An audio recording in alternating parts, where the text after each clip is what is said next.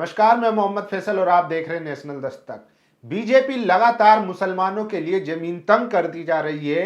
अब उसका नया चेहरा सामने आया है कि दिल्ली में उन्होंने मीट की दुकान पर बैन लगा दिया है। कहां लगाया है और क्यों लगाया है ये भी बताऊंगा, लेकिन उससे पहले ये समझिए कि बीजेपी किस तरीके से लगातार ध्रुवीकरण करती जा रही है। चुनाव रहे या ना रहे, वो लगातार ऐसे सेंसिटिव मुद्दे उठा रही है, समाज को बांटने का काम कर रही है ताकि ये समाज जुड़ ही ना पाए, ताकि इन लोगों की राजनीति जो सांप्रदायिक राजनीति है वो सफल रहे। लेकिन तमाम जो ओपोजिशन पार्टियां हैं वो खामोश हैं।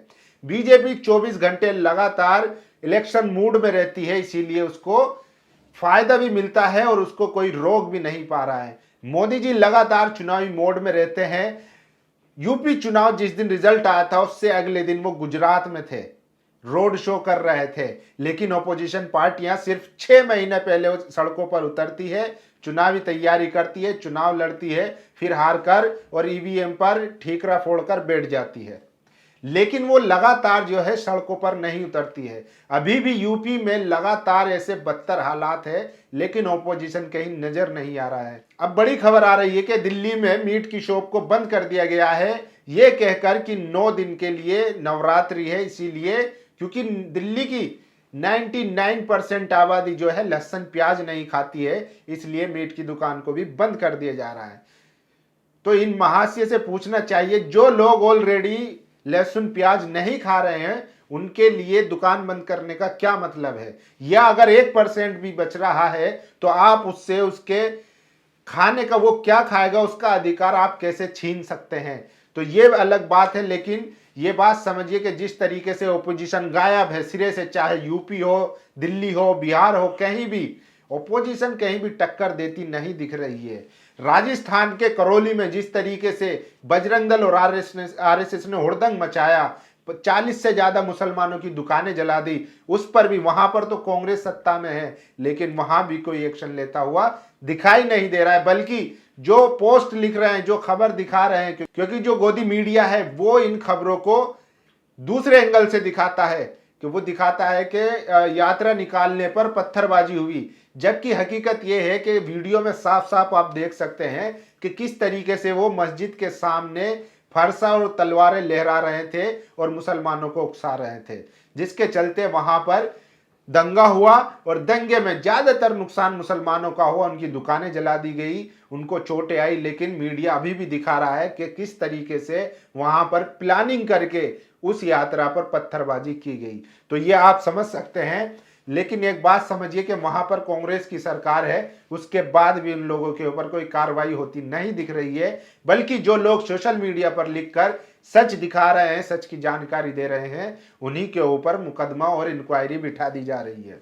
अब बात करते हैं कांग्रेस के दूसरे प्रदेश की, जहां पर देखिए ये वीडियो छत्तीसगढ़ का बताया जा रहा है, हम इसकी पुष्टि नहीं करते हैं, लेकिन जाकिर अली त्यागी ने इस वीडियो को ट्वीट करते हुए लिखा है, सिर्फ बीजेपी शासित प्रदेशों में ही नहीं बल्कि कांग्रेस शासित प्रदेशों में भी मुस्लिमों और मस्जिदों पर हमले बढ़ गए हैं। ये वीडियो छत्तीसगढ़ का बताया जा रहा है, जहां हिंदू संगठनों के कार्यकर्ता रैली के दौरान मस्जिद में घुसकर जय श्री राम के नारे लगाते हुए उत्पात मचा रहे हैं। आप वीडियो में देख सकते हैं कि किस तरीके से एक भीड़ मस्जिद के परिसर में घुसकर गाना बजा रही है और जय श्री राम के नारे लगा रही है। आप इससे अंदाजा लगा सकते हैं। वहां भी छत्तीसगढ़ में भी कांग्रेस की सरकार है। अब ये देखना यह है क्या कांग्रेस इनके खिलाफ कोई कार्रवाई करती है या वोट बैंक के डर से वो इनको छोड़ देती है, जैसा कि बीजेपी शासित राज्यों में होता आ रहा है। कर्नाटक में आपने लगातार देखा, वहां पर मस्जिदों पर हमले हो रहे हैं, मुसलमानों की दुकानों को तोड़ा जा रहा है, उनके कारोबार को हटाया जा रहा है, लेकिन उनके ऊपर भी कोई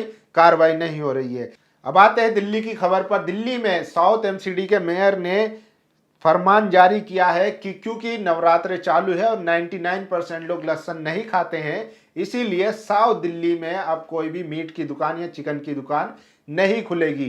तो इस तरीके का फरमान भी जारी किया जा रहा है। आपको पता ही होगा कि दिल्ली की तीनों एमसीडी पर बीजेपी का कब्जा है, इसीलिए जब शुरुआत में मैंने कहा था कि बीजेपी 24 घंटे चुनावी मूड में रहती है, वो ये एग्जाम्पल है कि किस तरीके से माहौल को सांप्रदायिक किया जाए, किस तरीके से लोगों को आपस में बांटा जाए, किस तरीके से हिंदू मुसलमान के बीच में नफरत पैदा की जाए ताकि आने वाले टाइम में या कभी भी चुनाव हो तो उसको फायदा मिले। जबकि जो दूसरी पार्टियां हैं, जो अपोजिशन पार्टियां हैं, वो सिर्फ जब चुनाव होता है उससे 6 महीने पहले वो एक्टिव मोड में आते हैं, जिसका नतीजा ये होता है कि उनको भारी हार का सामना करना पड़ता है। इसीलिए हम लगातार कह रहे हैं कि जब तक अपोजिशन पार्टी सड़कों पर नहीं उतरेगी, बीजेपी का मुंह तोड़ जवाब नहीं देगी, तब तक बीजेपी को हराना या मोदी को हराना मुश्किल ही नहीं, नामुमकिन है। क्योंकि बीजेपी के पास एक बहुत ही बड़ा हथकंडा है और वो है हिंदू मुसलमान का।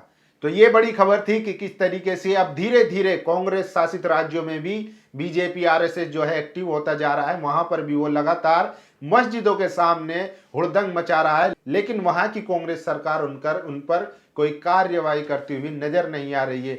वहीं दूसरी तरफ दिल्ली साउथ एमसीडी में ऐलान कर दिया गया है कि आज से कोई भी मीट नहीं खा सकता। तो ये दो बड़ी खबर थी। इस वीडियो पर आपकी क्या राय है, आप अपनी राय जरूर दीजिए। शुक्रिया। नेशनल दस्तक की आपसे गुजारिश है कि अगर इसको बचाना चाहते हैं तो नेशनल दस्तक को सब्सक्राइब करने के लिए रेड कलर के सब्सक्राइब बटन को दबाएं, फिर बेल आइकन की घंटी दबाएं। नेशनल दस्तक को बचाने के लिए बहुत जरूरी है कि हर खबर को शेयर करें, लाइक करें, कमेंट जरूर करें।